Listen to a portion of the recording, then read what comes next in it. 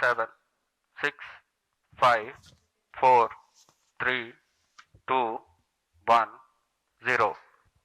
And F1 we motor have ignited. liftoff of Vikram-1, India's first private orbital launch Liftoff vehicle. normal. And we have great views coming from the Plus 10 tracking seconds. cameras. And isn't this quite PC something? tracking. Vikram-1 ने अपनी उड़ान भर PC ली है। tracking. प्रथम चरण का प्रज्वलन प्रारंभ हो P1 चुका है। tracking. विक्रम-1 ने प्रक्षेपण पथ को लांघकर आकाश को भेदने का निर्णय। Well, and there it was, India's first ever orbital rocket launch. Skyroot's mission Agman launched Vikram-1 rocket into the orbit.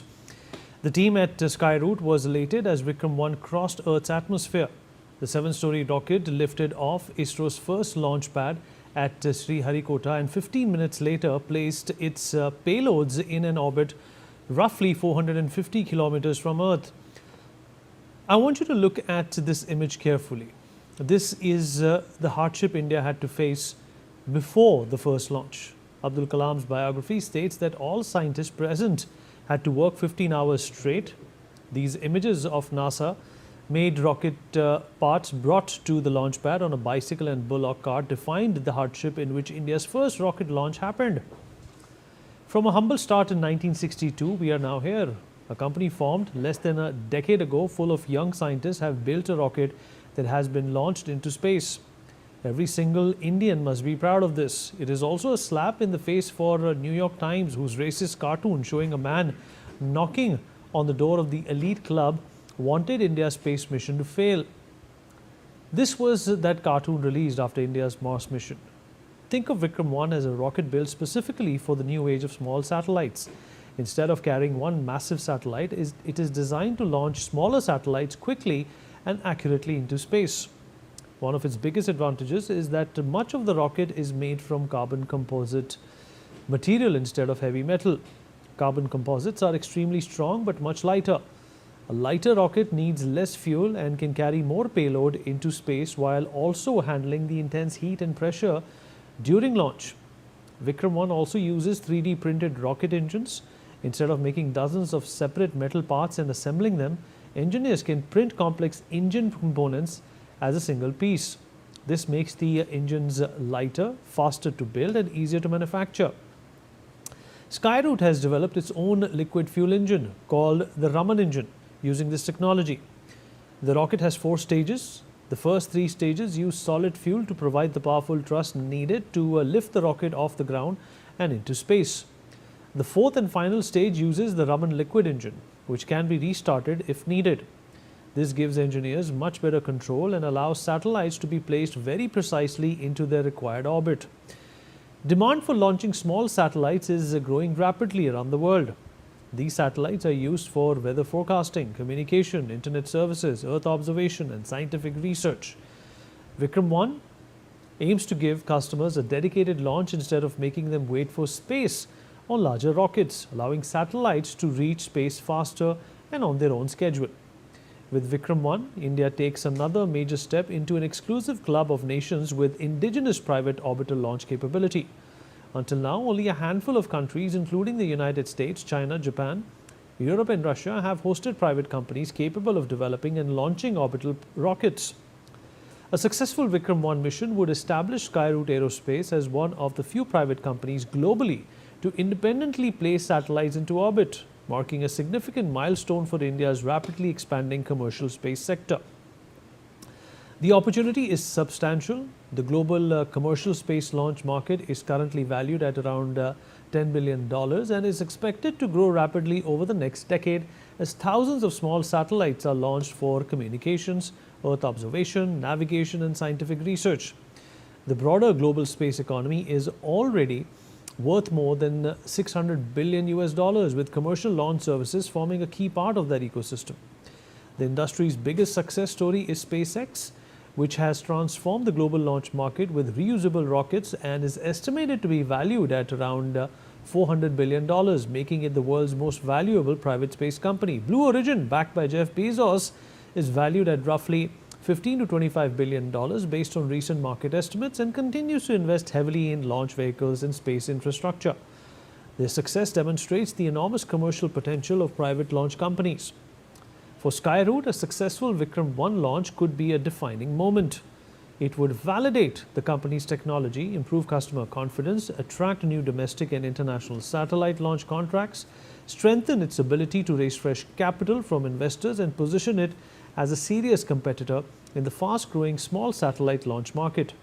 As demand rises for dedicated launches, Skyroot could emerge as one of the leading private launch providers, not just in India, but globally. This is exactly what PM Modi told the Skyroot CEO in a phone conversation immediately after the launch. Hello hello sir hello नमस्ते कौन बोल रहे हैं hello we are Pavan and Bharat from Skyroot कौन बोल रहे हैं sir we are very privileged to hear you first your voice after the success पवन भारत और पूरी टीम सबसे पहले तो आपको बहुत बहुत बधाई All right, Dr. Raju Guru Dachar, former ISRO scientist, is joining us on the show. Sir, appreciate you being here with us. Sir, it's a landmark moment. What is your thought about this inspirational moment for the future of Indian private space economy? Thank you very much. And I hope you can see me and hear me properly. I can, sir. I can, sir. Right. So this is a very important thing from various points, not only from the development aspects, from the commercial aspects. As we have been hearing about, say for example, SpaceX wants to have a Starlinks of 43,000 satellites, and Bharti Mittal's OneWeb wants 700. And there is also a proposal to have more and more geo satellites for communication, remote sensing, and many other applications. So certainly there is a very competitive opportunity for this space. Whatever you had seen today, that is our Skyroot, and I'm having very confident scenario for the future, because I can see a number of younger generation coming forward. This is not really done by a very large scale, bigger senior people, but I'm very happy to see people with 35 to 45, that range. And it's a very promising future for the country as well as for the company itself.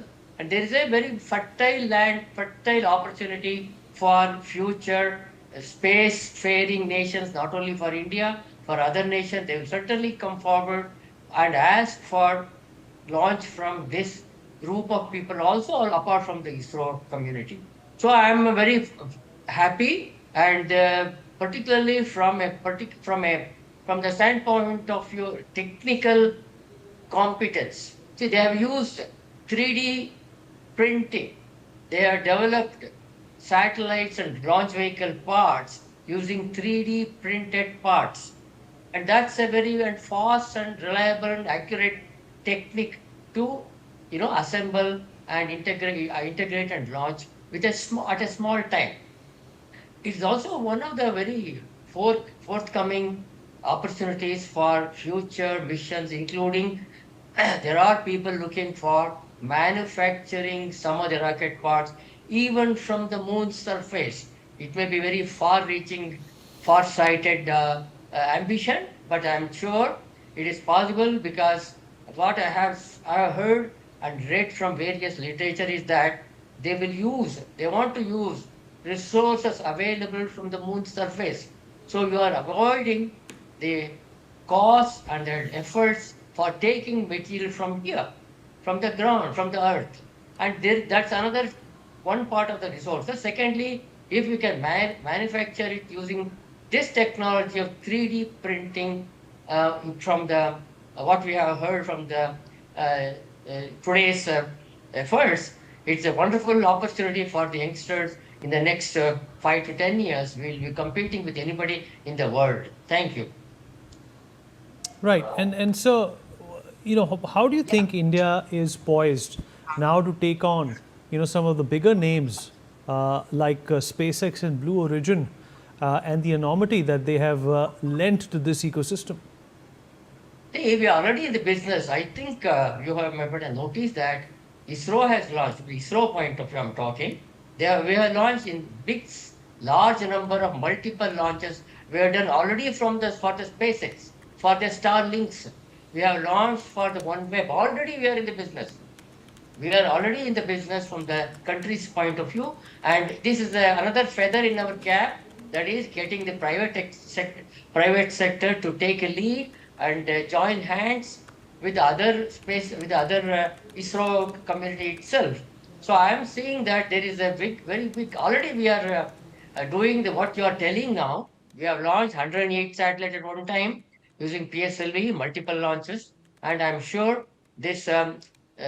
This will add to the today's. You may have launched only Vikram-1 in a small scale, but future that will develop into a multiple launch facilities. Multiple satellites can be launched, and we can always have where we can compete with SpaceX, and we can help them also, like ISRO has already been doing. And I'm no doubt about this young team doing so wonderful work in the first attempt itself. So there are very good attempts, very good possibilities of launching low Earth orbits. Today's launch was a low Earth orbit. Immediately we can be readily adding to the competition. We are part of the game, and I'm sure in the next 5 years we'll grow into a bigger group, bigger team, and with support coming from, I think, with the Prime Minister noting this first, there'll be certainly a large scale support, not only from the government, from the other industrial experts. Thank you. All right, sir. Appreciate you joining us. On that note, we are also going to dip into a short break. More on the other side.